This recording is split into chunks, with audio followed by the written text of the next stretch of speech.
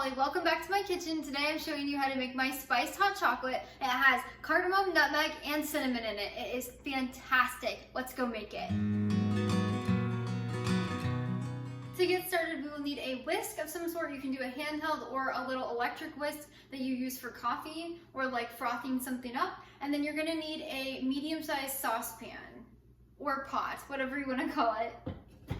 First, you will add in 2 cups of milk. You can use any kind.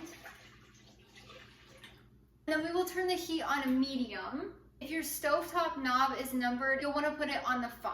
Next, we will add in 2.5 tablespoons of raw honey.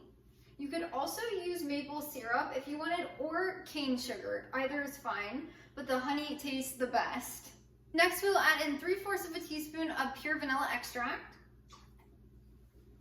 as well as 1/2 of a teaspoon of ground cinnamon.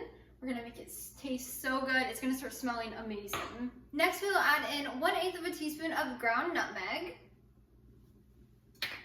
as well as 1/8 of a teaspoon of ground cardamom. Lastly, we will add in 2.5 tablespoons of unsweetened cocoa powder. Once everything is in your pan, you're gonna begin to whisk. You'll want to do this the entire time it's heating up. It'll take about 4 to 5 minutes to get to a good temperature. If you don't want your hot chocolate really warm, then you can heat it up for like 3 minutes. If you want it pretty warm, heat it up for 5. If you want it like hot, I would heat it up for about 6 minutes. My favorite range is 5 to 6 minutes, and I love hot drinks. This recipe makes either 2 small mugs or 1 large. I'm sharing this with my husband, so we're gonna do 2 small mugs.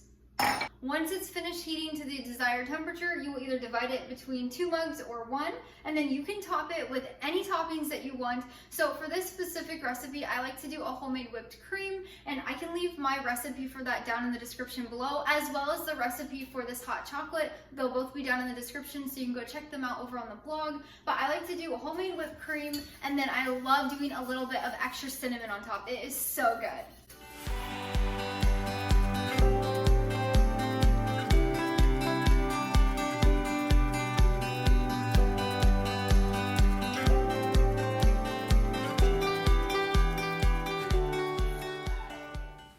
That is so good. You get a little bit of cinnamon, nutmeg, and cardamom, and it's so special with that base of cocoa powder and milk and honey. It's so wholesome and delicious.